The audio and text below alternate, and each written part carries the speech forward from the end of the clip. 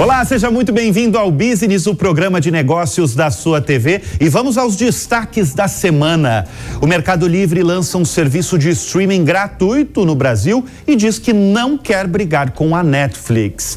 Enquanto a Amazon surpreende com vendas no segundo trimestre, a Apple decepciona com queda na venda de iPhones.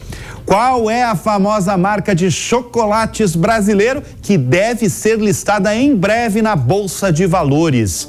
Entenda a razão da Tupperware subir quase 700% na Bolsa de Nova York, meses depois de dizer que poderia falir. E saiba todos os detalhes do aplicativo que vai conectar de helicóptero a Avenida Faria Lima, em São Paulo, ao aeroporto de Guarulhos. Eu sou Bruno Meyer e o Business está no ar. E a gente começa o Business dessa semana com uma notícia que surpreendeu, porque o Mercado Livre, todo mundo conhece como aquele gigante de comércio eletrônico, mas ele anunciou que vai lançar o próprio serviço de streaming que chega aí para bater de frente e abocanhar uma fatia que hoje pertence às gigantes como Amazon, Netflix, HBO Max da Warner, mas vamos ter boas diferenças por aí. A primeira delas é que o serviço vai ser gratuito, sem cobrança de assinatura. A outra novidade é que ele vai funcionar direto do aplicativo ou o site da companhia. Essa, como eu falei, é uma notícia que surpreendeu. O Mercado Livre aí, depois de dominar o varejo eletrônico, explorar aí o mundo financeiro com o Mercado Pago, né? Ofereceu até maquininha de cartão de crédito, agora traz o Mercado Play. Esse serviço promete acesso a um catálogo de centenas de séries, documentários, reality shows, filmes. Eles até falam o nome dos filmes: o Homem-Aranha, Whiplash, Karate Kid, Hotel Transilvânia, tem um monte que eles falam. Agora você pode perguntar, né? Como é que uma empresa dessa pode ganhar dinheiro se ela não cobra o serviço? Eu vou contar agora essa estratégia. A estratégia é aumentar um outro braço de negócios do Mercado Livre que poucos conhecem, inclusive. Chama-se Mercado Ads. É uma divisão que fica dentro do aplicativo ou site, tem crescido muito e é a divisão de publicidade. Somente no último trimestre, essa divisão, essa área, avançou mais de 70%. Esse departamento, inclusive, ganhou reforço.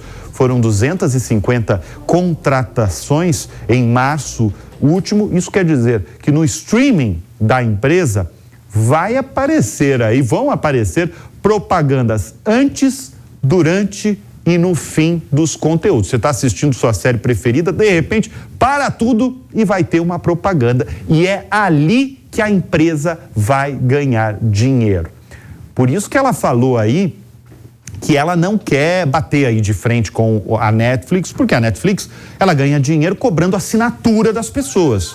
A Amazon Prime, o serviço de streaming lá da Amazon é a mesma coisa, ganha com assinatura e tal. O Mercado Livre não vai ter isso, mas ele vai ganhar de outra forma. Agora deixa eu chamar a atenção para os cinéfilos aí, espectadores de séries, um aviso muito importante, viu? Porque o Mercado Livre não vai produzir conteúdo, seja filmes, seja séries, seja reality shows, como faz uma Netflix.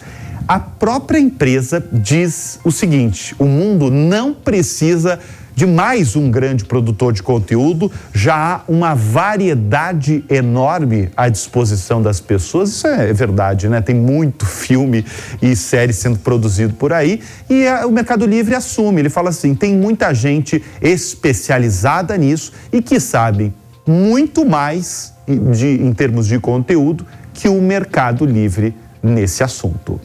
Bom, e vamos falar dos resultados das gigantes de tecnologia que sempre movimentam todo o mercado, porque a gente está falando de algumas das empresas mais valiosas do planeta.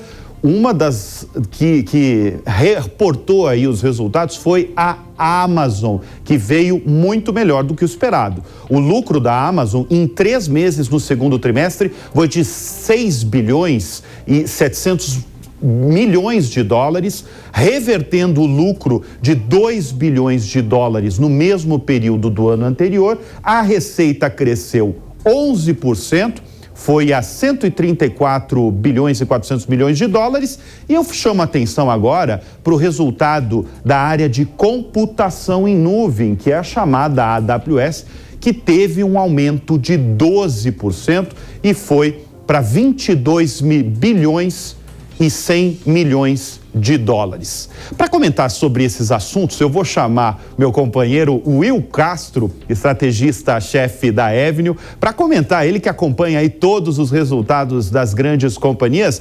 Will, falando de Amazon, qual foi o grande destaque desse segundo trimestre? Seja bem-vindo sempre ao Business. Prazer estar aqui, Bruno. Realmente, a Amazon chamou a atenção, foi um dos grandes destaques entre as big techs aqui dos Estados Unidos, né? E por quê? Porque não só ela surpreendeu quando ela consegue entregar de novo um crescimento de receita de 2 dígitos, né? Ou seja, acima de 10%. A Amazon, nos últimos trimestres, ela sofreu com a concorrência, né? A pandemia jogou todo mundo para o mundo online, mas as empresas também correram para vender mais no mercado online. Durante a pandemia, a Amazon estava pronta. As outras empresas foram atrás e o crescimento e a competição aumentou e o crescimento da Amazon acabou diminuindo, né? O que é normal também, porque a gente está falando do maior player de e-commerce aqui dos Estados Unidos. Em segundo lugar, o Walmart, outro gigante correndo atrás do prejuízo, vem crescendo bastante, mas aí o crescimento da Amazon tinha definhado um pouco. Agora, neste trimestre, ela consegue entregar um crescimento novamente de 2 dígitos de receita, só que ela aponta também para o próximo trimestre. E no guidance, que é a projeção, né, para o próximo trimestre, a empresa diz o seguinte: olha, a julgar pelo nível de vendas que a gente está tendo, a gente acredita que a gente vai entregar de novo um crescimento de 2 dígitos na parte, em termos de receita agregada.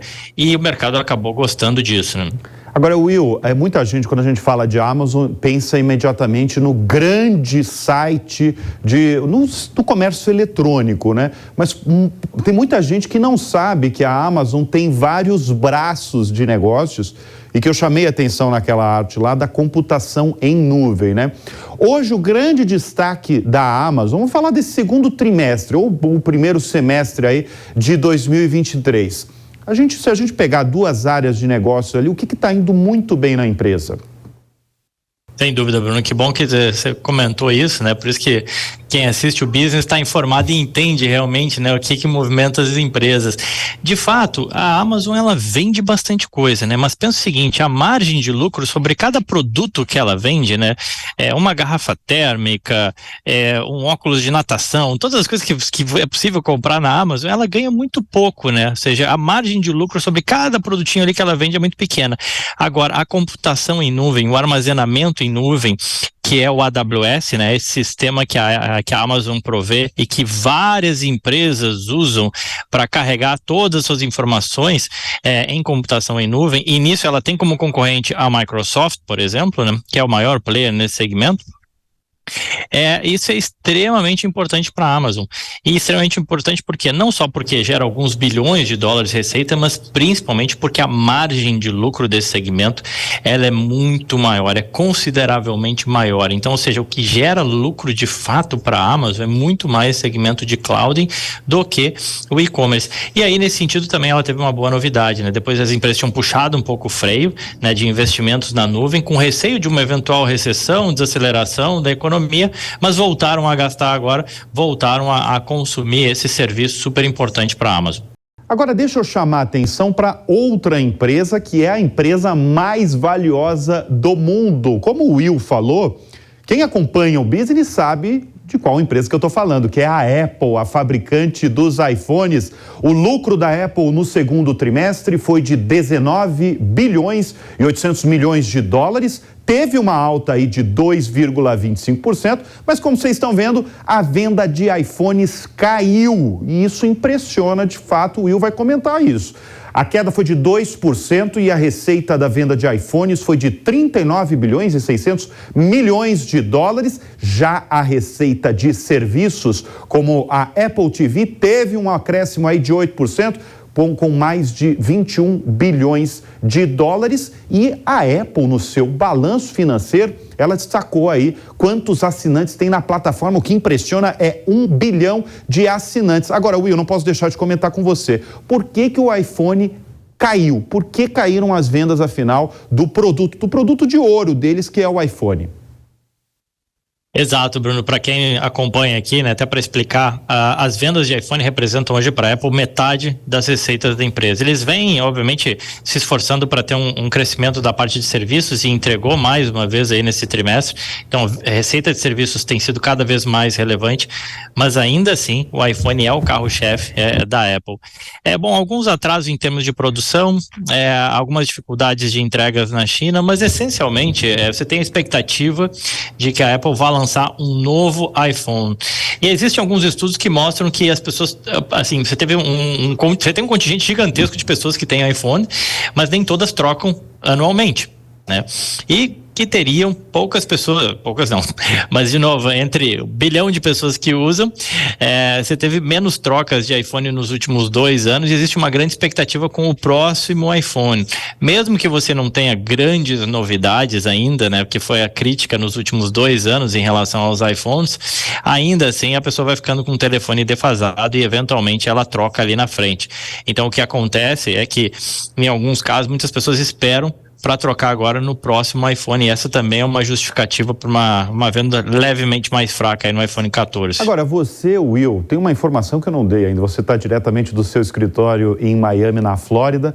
Qual que é a expectativa desse novo iPhone? O que está se comentando por aí? Exato, eu acho que a Apple ela foi criticada nos últimos 2 anos exatamente por não trazer grandes novidades em relação ao seu iPhone, e aí as pessoas acabam postergando. O efeito é postergar, né? Ou seja, poxa, eu tenho um iPhone que ele é muito semelhante, por que eu vou trocar por este novo iPhone? Então a pessoa não troca. Só que isso é muito ruim, né, obviamente, para a Apple. Bem verdade que cada vez mais, independentemente das pessoas trocarem ou não, a Apple está buscando ganhar através de receita de serviços. Então você continua com o seu iPhone antigo, mas você continua consumindo algum produto da Apple. Essa tem sido a estratégia dela, né? Mas existe sim uma expectativa de algo novo, de novidades, especialmente que já incorpore alguns artefatos aí de inteligência artificial, né, nesse novo iPhone 15. Vamos ver, programado aí para o final de setembro, né? Seria a data. Alguns problemas de supply chain talvez atrase, mas normalmente é no final de setembro que a Apple lança o seu novo gadget principal, né? Ô Will, rapidamente para fechar sua participação aqui no programa, de todas as gigantes de tecnologia, estou falando da Amazon, da Apple, na semana passada aqui no Biz a gente falou de Meta, de Google. Quem saiu na frente, quem se deu melhor na sua opinião? Nessa safra de balanços, eu diria que assim, os resultados da Amazon e da Meta, né, do Facebook, foram os que mais surpreenderam. A Meta especialmente por conta do controle de custos, de cada vez dar mais um foco no business atual da empresa, né? Vale lembrar, é a chamada Facebook. Muda para Meta, foco no metaverso. O metaverso se mostra um projeto consumidor de caixa muito forte, mas sem gerar uma receita, sem ter nenhuma perspectiva de se tornar algo lucrativo. Bom, a empresa dá uma guinada, muda de volta a focar no seu Instagram, nos seus produtos que ela tem hoje, até para competir com o TikTok, controlando custos. Então essa mudança de rumo na empresa, ela tem sido bem recebida, e a empresa reportou de novo crescimento de receitas novamente aqui, com guidance também positivo. Então Amazon e Facebook foram as duas aí que tiveram bons números e também apontam para um resultado bom no próximo trimestre. Eu diria que foram os destaques aí entre as Big Techs. Will Castro, diretamente de Miami, na Flórida, muito obrigado pela participação aqui no Business. Obrigadão, Bruno. Prazer estar aqui com você sempre. Bem, vamos falar de mercado financeiro, seguindo essa toada, porque o mercado financeiro tem visto um fenômeno bem curioso. As ações da Tupperware, todo mundo conhece essa empresa, né? Tiveram um salto aí de 685%, quase 700% na Bolsa de Valores de Nova York desde 20 de julho. A marca, que foi fundada há 77 anos, virou símbolo dos famosos potes plásticos que as pessoas carregam para tudo que é lugar. Mas, até então, ela passava por um momento bem delicado. Em abril, ela chegou a dizer publicamente que tem sérias dúvidas sobre a continuidade do negócio. Ela também admitiu que pode ficar sem dinheiro para manter a operação caso não consiga um aporte ou um financiamento. Agora, desde os últimos dias, o investidor tem se questionado aí com essa subida. O que aconteceu, afinal, para essa disparada na marca que é listada na Bolsa de Nova York? Tem se especulado, desde então, que a fabricante de potes possa se reestruturar e conseguir aí amenizar a dívida para se safar da falência. Na semana passada, a companhia anunciou um acordo para adiar o vencimento de linhas de crédito e ela teve acesso a 21 milhões de dólares para atender aquelas necessidades mais imediatas. O drama da Tupperware se centra muito na mudança de comportamento das pessoas. Toda empresa, a gente na verdade, mas toda empresa precisa se renovar. Ainda mais quando ultrapassa aí mais de 7 décadas de existência. A Tupperware, ela foi um fenômeno mundial que marcou gerações. Era comum, por exemplo, muita gente vai lembrar disso que eu vou falar agora, que as mulheres convidavam, em geral eram as mulheres, né? Convidavam as amigas, convidavam as vizinhas, num misto aí de evento social e, claro, ponto de vendas dos potes, porque era interessante, claro, vender os potes plásticos. E é justamente para essa nova geração que a empresa se enfraqueceu. Principalmente para essa galera mais jovem. Ela não tem uma aceitação, isso é dito em pesquisas, tá? Ela não tem aceitação para públicos mais jovens, que buscam outras opções e embalagens mais sustentáveis do que o plástico oferecido pela Tupperware. Agora, você pode me perguntar, será que ela vai se recuperar? Realmente, só o tempo vai dizer. Agora vamos girar o assunto, falar de outra empresa dos Estados Unidos, porque uma outra pergunta tem movimentado aí o setor financeiro americano, que é a WeWork. A WeWork é a maior empresa de compartilhamento de escritórios. A pergunta é a seguinte: será que ela vai acabar?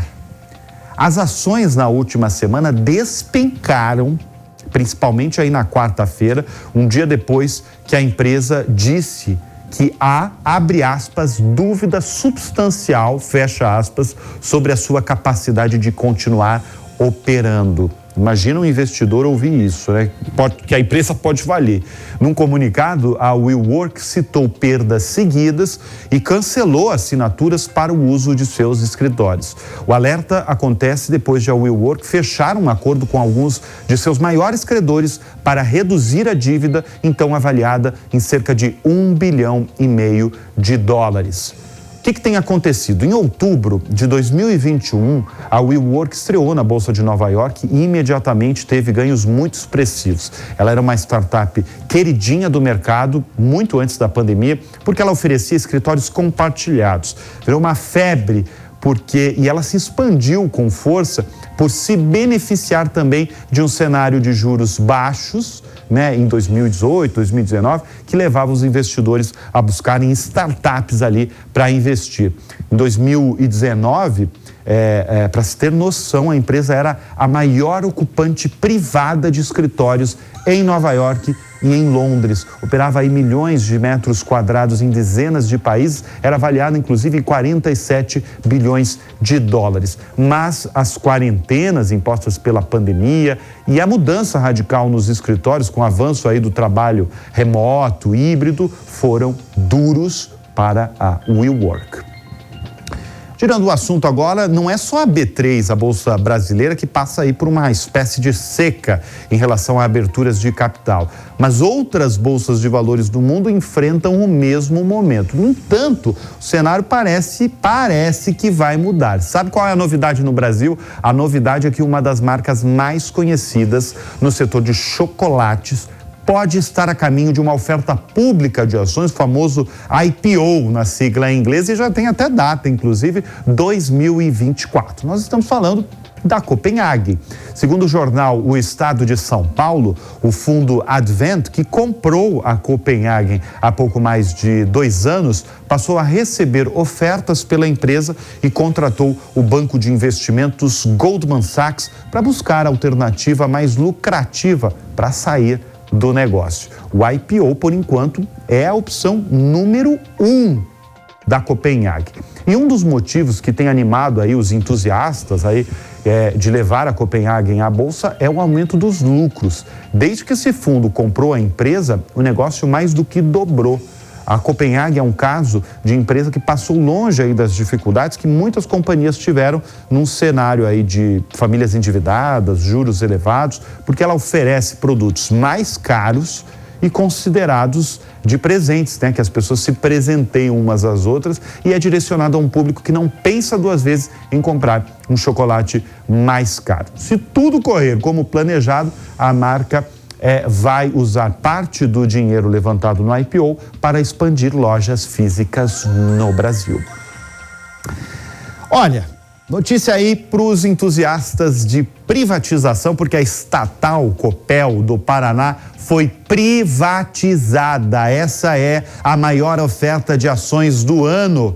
E com essa privatização, a estatal de energia do Paraná movimentou 5 bilhões e 210 milhões de reais. As ações foram precificadas no valor de R$ 8,25. O governo do Paraná, portanto, está fora do controle da empresa. A demanda foi alta, pelo que a gente apurou, foi mais de 15 bilhões aí de reais de reservas de investidores. A maior parte dessa apuração que a gente fez aqui no Business é de investidor estrangeiro, especialmente de uma gestora dos Estados Unidos. Agora, a Copel quer reforçar o caixa, que na verdade ela vai ter no caixa aí 2 bilhões de reais para investimentos futuros.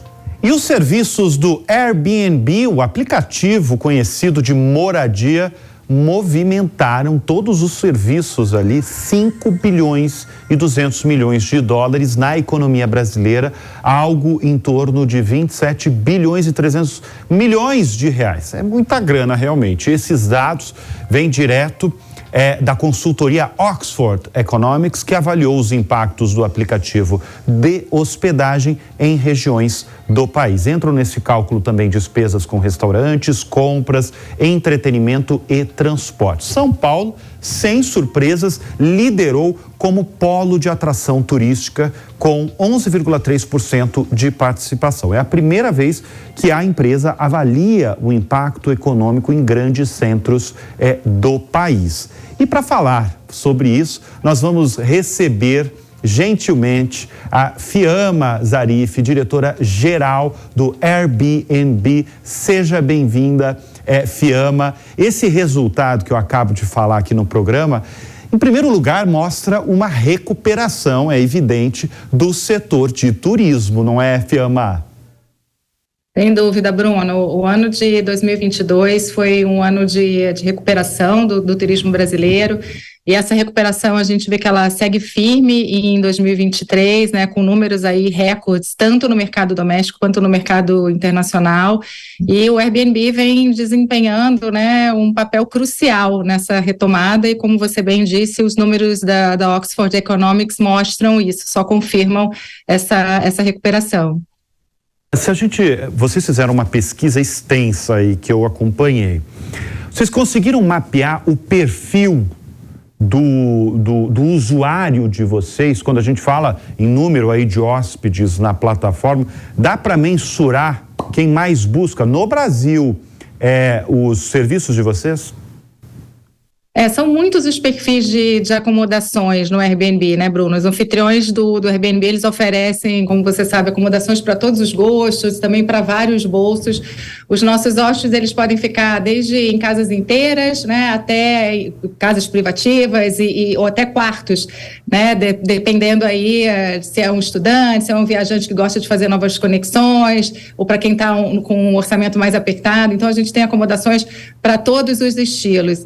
E aí, quando a gente pensa no grupo que mais se destaca, e isso é uma coisa importante a gente falar, que é uma coisa bem brasileira, é um fenômeno bem brasileiro, a gente tem as famílias, as viagens em famílias e as viagens em grupos, né? A gente vê que o brasileiro, ele é muito relacional e a gente, especificamente para viagens em família, a gente viu um aumento de 130% em relação ao ano passado.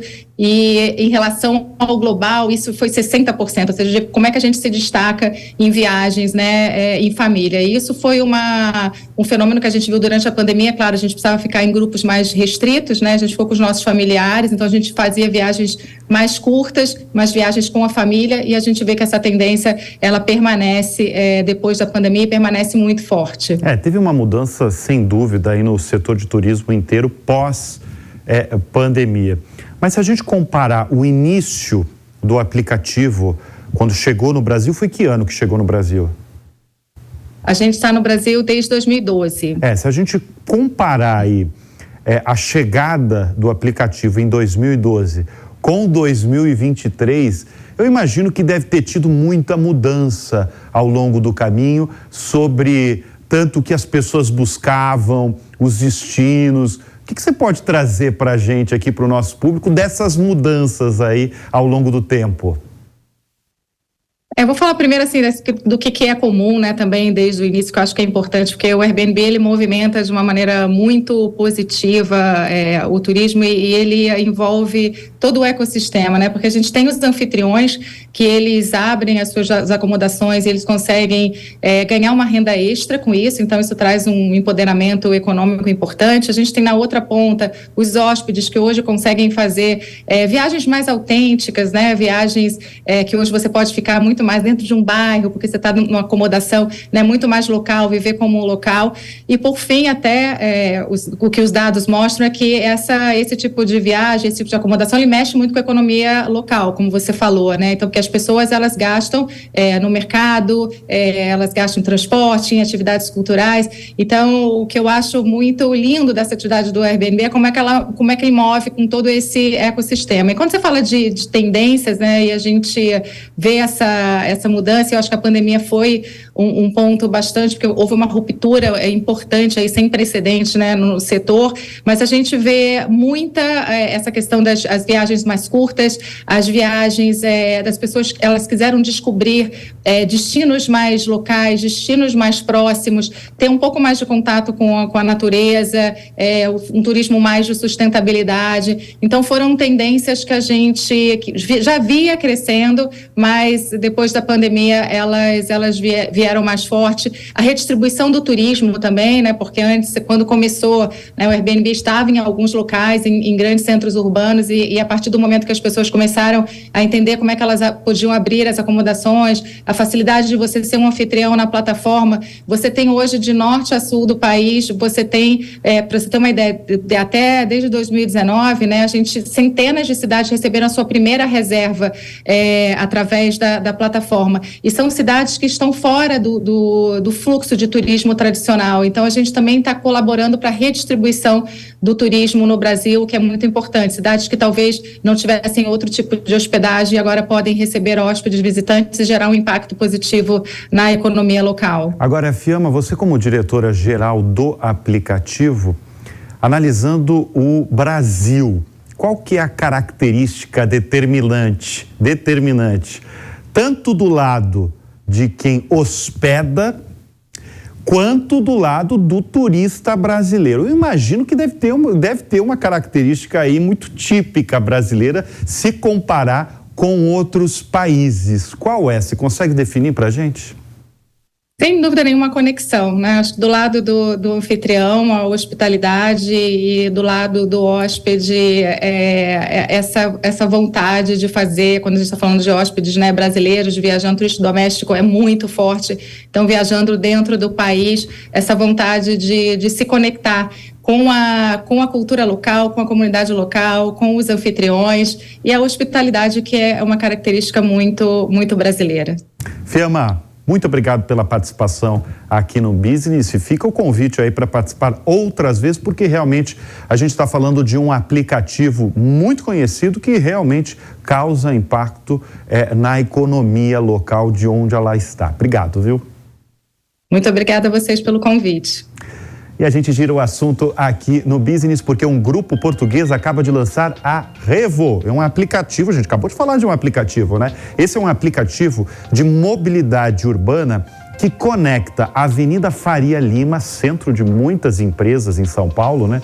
Maior parte das empresas está ligada ao mercado financeiro. Liga a Faria Lima até o aeroporto de Guarulhos. De helicóptero, claro que vocês estão vendo aí. O serviço também é oferecido para outros pontos da Grande São Paulo, como o condomínio de luxo Fazenda Boa Vista do conglomerado JHSF. A viagem de cerca de 35 quilômetros entre a Faria Lima e o aeroporto internacional promete levar menos de 10 minutos.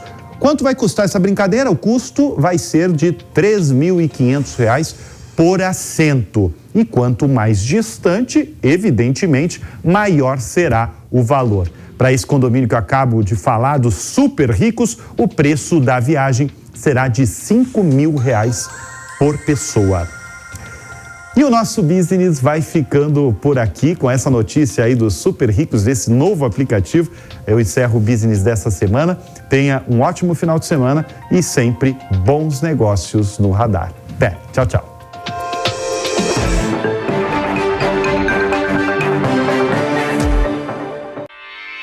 Realização Jovem Pan News.